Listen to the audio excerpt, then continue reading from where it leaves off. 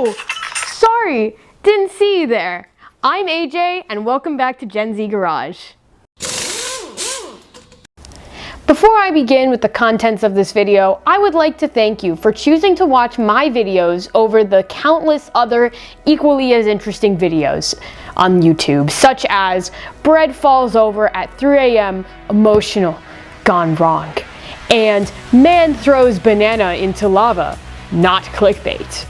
Yet instead, here you are watching me repair my Fiero, and I am extremely grateful for that. So, in this video, we have gotten the engine back, and although I will not be rebuilding it in this episode, I would like to explain to you my plan for rebuilding it using these parts on the table. So let's get started. If you're watching this video, chances are you've likely never rebuilt an engine and, like me, are trying to figure out what your first step should be. Maybe you're thinking, is my engine even rebuildable? Or should I go with an even bigger engine altogether? Even if you decide to rebuild your engine and you've already gotten it back from the machine shop, do you just start throwing parts at it? No, you want to make a plan. We'll split this video up into 3 sections. Ordering parts and supplies, cleaning and reusing parts, and finally, preparing the hardware. Before you even send the engine off to the machine shop, you'll want to figure out what your goal is in rebuilding this motor.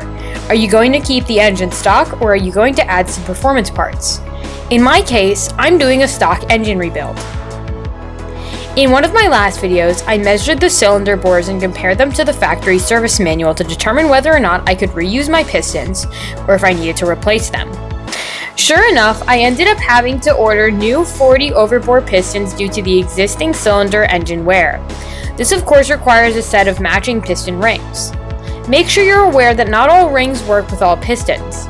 I used a piston-to-piston ring comparison chart from Hastings that allowed me to search for and order the exact piston rings for your pistons.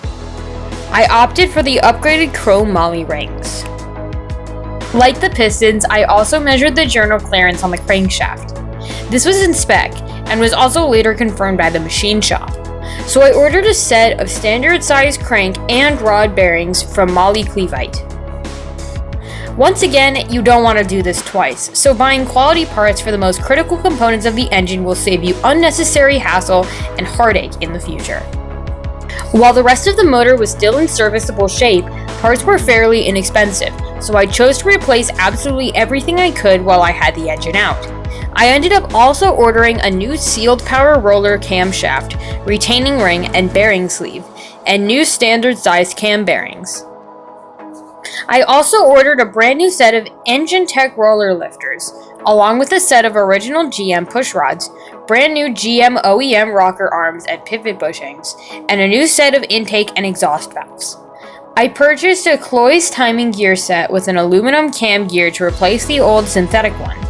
For oil delivery, I ordered a high-volume oil pump and pickup from Melling that flows 30% more oil. This will ensure I maintain excellent oil pressure in all situations. Finally, I ordered several sets of gaskets, including an original, high-quality, made-in-USA head gasket set. Now, you may be asking, where should I buy everything? There's almost no limit to the number of places that offer replacement parts for the Fiero. Ultimately, I ordered most of my parts from Rock Auto and the Fiero store, with a few unique and old stock parts sourced from eBay. But what happens if you can't find the part you're looking for? Unfortunately, as Fieros become more scarce, NOS parts are drying up, and the old Fiero outlets are disappearing as people retire and vehicle demand dwindles. Gone are the days of looking through the big Fiero parts book for nice upgrades or replacement parts, or even looking up prices in the Fiero store price sheet from the catalog and automatically assuming they have everything you're looking for. Some things you'll just have to get used. But even then, Fieros rarely show up in the junkyard, so even junkyard parts are scarce. As I travel the globe searching for Fiero parts, I'm reminded that there are still a few outlets for used Fiero parts, some of which were even local to me, like Larry's Fiero shop. I also came across a few other places, including the Fiero factory, the Fiero farm, and Mike's Fiero Parts. But what about the parts you already do have? You know, the ones you plan on reusing? Let's say you've been living in the woods for 20 years, and you finally get the opportunity to take a shower. Are you really going to put that dirty underwear right back on? Of course not, you're going to wash it. Your Fiero doesn't want to wear dirty underwear either. It will look better, run better, and have less leaks if you clean and recondition all the parts you plan to reuse.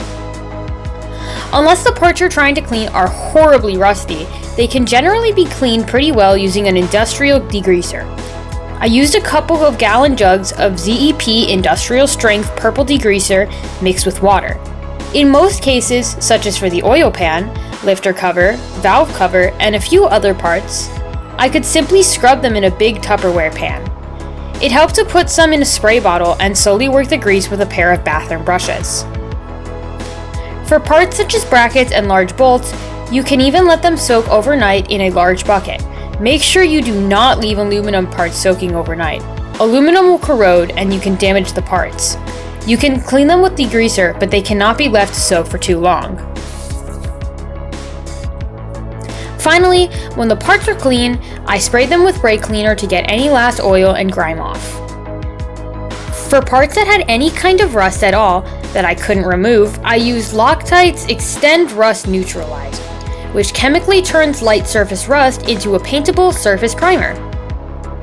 I let that sit for about 20 to 30 minutes baking in the sun, and then used VHT's Classic Black Epoxy Paint.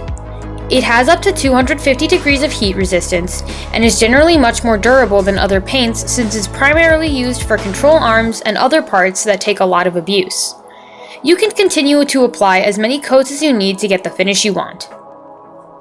I did this for all the various brackets and miscellaneous engine parts. You may also find that when putting things back together, you can no longer purchase certain gaskets. For things like the oil pump bushing plate and other small parts, you'll have to make your own gaskets. Felpro sells gasket sheets for which you can simply trace around the part and make your own gaskets. Okay, so you have everything ready to put back together. What about your hardware? Hopefully, when you originally disassembled the engine, you put everything into Ziploc bags and labeled them appropriately. This will make it easier to find everything and put it all back together properly. But, can you just reuse the hardware? Maybe, but should you? Probably not. Just like all the other parts in the car, the hardware is important too. Bolts that are bent, too badly rusted, or where the tops have been rounded off should not be reused at all and should be replaced. There are also some bolts that can never be reused again. For example, cylinder head bolts are known to stretch after being torqued down, so these cannot be reused and must be replaced every single time, even if you've only used them once. In high-performance applications, you'll also want to replace the flywheel bolts after any significant use. In this Iron Duke, however, because we're only putting out a couple horsepower over stock, the original flywheel bolts can be reused. All other bolts should be reconditioned, and that means cleaning them and getting rid of any surface rust or grime. There's a couple of ways you can do this. The first is to use a rock tumbler. Now you can get these pretty inexpensively from Harbor Freight. I recommend using this for very large suspension or non-precision bolts with large threads. You can use pyramid aggregate and it slowly works away the rust into a fine powder, leaving the bolts mostly ready to go. You may just need to wash them. For fine threaded bolts or bolts that are particularly greasy, you can allow them to soak overnight in a cup of degreaser. This will break down all of the oil and grime, allowing you to simply wash it clean with dish soap and a toothbrush. For stubbornly dirty bolts, you can also use a wire wheel attachment on a power drill to clean the threads. Just be sure to use proper eye protection. Another thing I like to do is paint the bolts when I'm finished. Okay, so you may think you're done. Well, guess what? You're not. Another important part of preparing the hardware is to properly chase the threads and retap the bolt holes. This is critical in ensuring proper torque when reinstalling bolts that require specific torque specifications. And yes, you need to make sure you abide by torque specifications on reassembly. You can purchase a complete tap and die set for around $60 on Amazon. and this is all you'll need to clean the threads and prepare your bolts for installation. Finally, it's important that bolts go back to exactly the application they belong.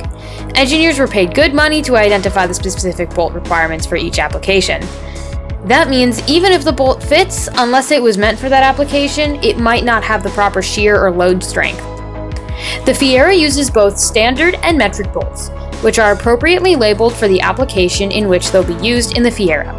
So make sure you put the right bolt back in the right location. Thank you for watching. If you enjoyed this video, make sure to leave a like and subscribe. And don't forget to enable notifications, because in the next video, I'm going to be fully assembling the engine. Thank you again for watching.